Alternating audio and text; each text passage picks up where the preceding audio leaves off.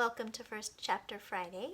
This week I'm going to be reading the first chapter of Me, Frida, and the Secret of the Peacock Ring by Angela Cervantes and published by Scholastic Press. I'm going to start with the back flap and then I'll read the front cover. It'll give us a little bit more information into what this book is all about. And hopefully you'll want to read on when I'm done. And I've got my friend here to help me out. You'll see why he's kind of part of the story.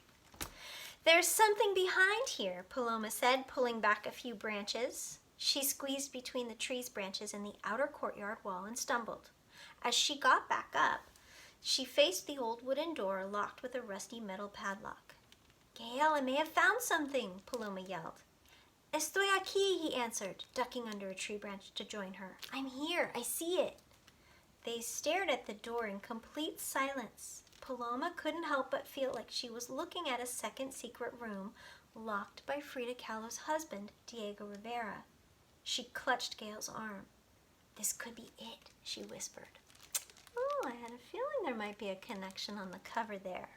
Here's the information from the inside of the front flap. A room locked for 50 years, a valuable peacock ring, a mysterious brother-sister duo. Paloma Marquez is traveling to Mexico City, birthplace, where did it go, of her deceased father for the very first time. She's hoping that spending time in Mexico will help her unlock memories of the too brief time they spent together. While in Mexico, Paloma meets Lizzie and Gael, who present her with an irresistible challenge. The siblings want her to help them find a valuable ring that once belonged to beloved Mexican artist Frida Kahlo. Finding the ring means a big reward and the thanks of all of Mexico.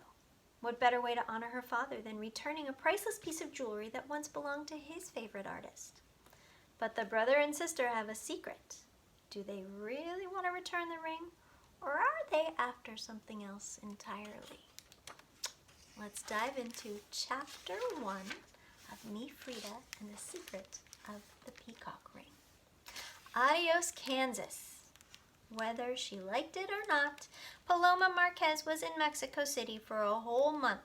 She lifted her purple sleep mask and raised the plane's small window shade, letting a stream of sunlight pour in and light up the two books balanced on her lap. One was the newest book in her favorite mystery series featuring the superb teen sleuth Lulu Pennywhistle. Paloma finished it during the 2-hour flight from Kansas City to Houston, where she and her mom made their connection flight to Mexico. Now Paloma only had the other book to entertain her during the rest of her time in Mexico. The small Spanish vocabulary book she had brought for the trip featured a yellow cartoon cat wearing a black Zorro mask and hat on the cover. Somewhere up in the sky, between Houston and Mexico City, she had opened it and studied a bunch of unfamiliar Spanish words until they blurred together like the passing clouds and put her to sleep like a Spanish lullaby. We're here, her mom said. Seated next to her, she playfully tugged Paloma's arm. Are you excited to be on your first trip out of the country, and in Mexico, no less? Did you ever think we would be traveling for the summer? Isn't it awesome? Paloma wasn't sure which question she should answer first, so she shut the window blind and tried out some Spanish. No quiero Mexico. Tengo miedo de Camarón. Her mother gave her a puzzled look.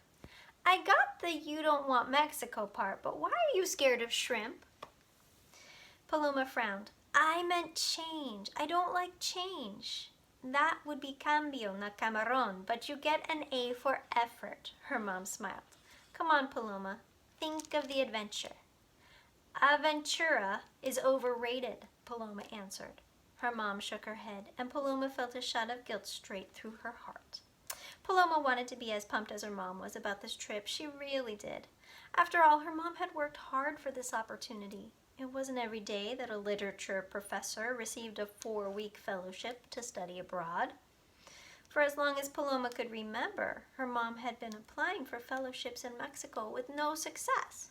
Still, after traveling almost 7 hours to get to Mexico City, Paloma couldn't muster the energy for fake excitement.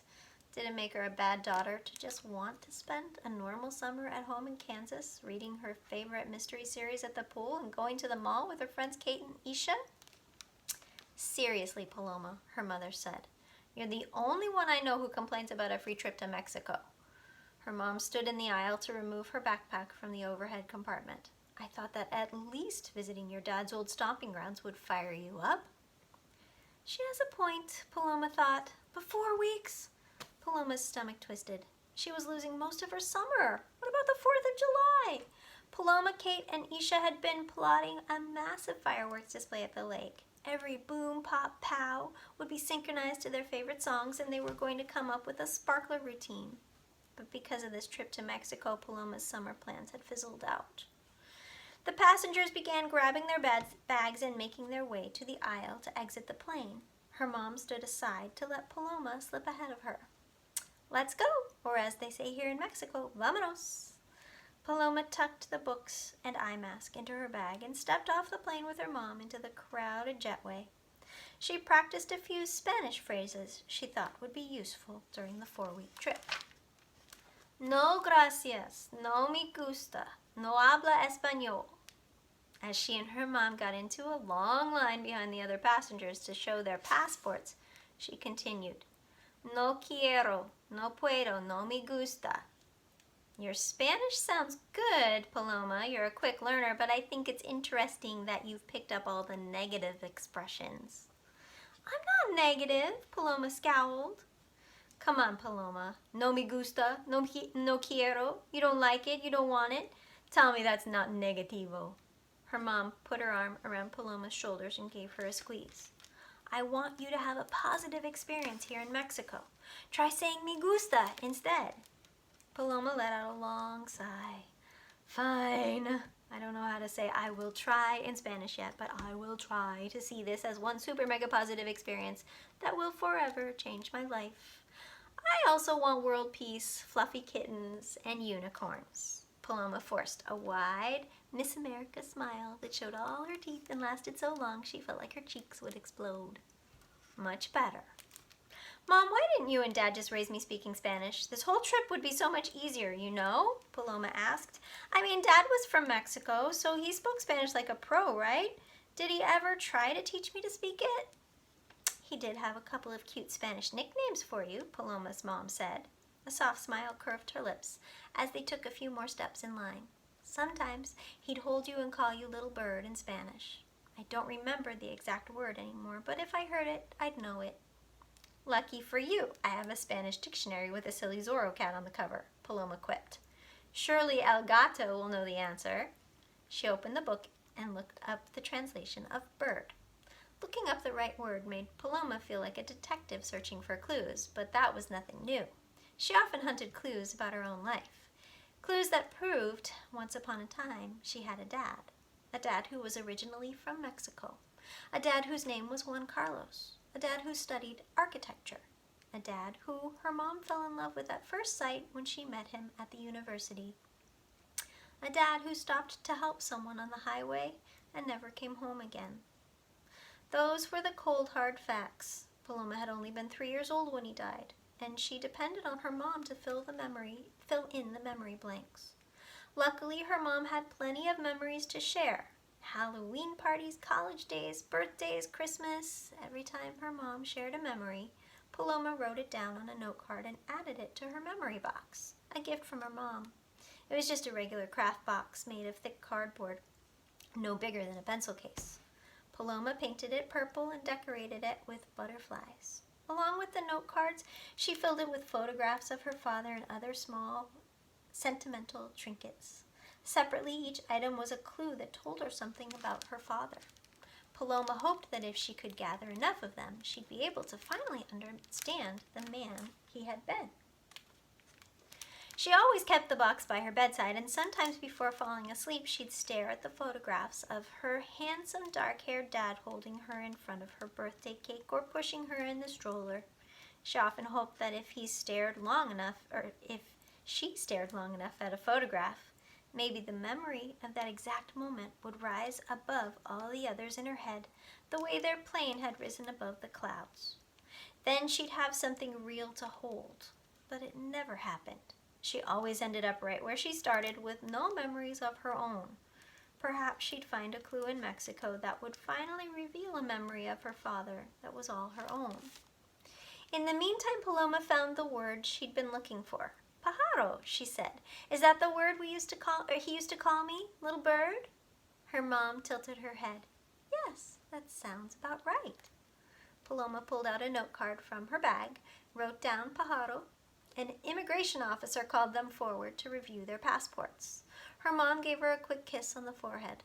Let's go, my little bird. When they had gotten through customs, Paloma studied the stamp on her passport. Migración, la República de Mexico. In the mystery books she'd read at home, Lulu Pennywhistle had already filled her passport with stamps from Dubai, London, and Berlin several times, but Paloma was pretty sure Lulu had never traveled to Mexico. Paloma liked that Mexico, the place where her dad was born, was her first out of the USA trip. She glided her hand over the page with the fresh stamp. Me gusto mucha, Paloma said quietly. What a great first chapter! I can't wait to read the rest. And thanks to my friend George here for helping me out. Check it out from the Alameda Free Library, and you can find it on Overdrive /Libby/Sora too. Take care.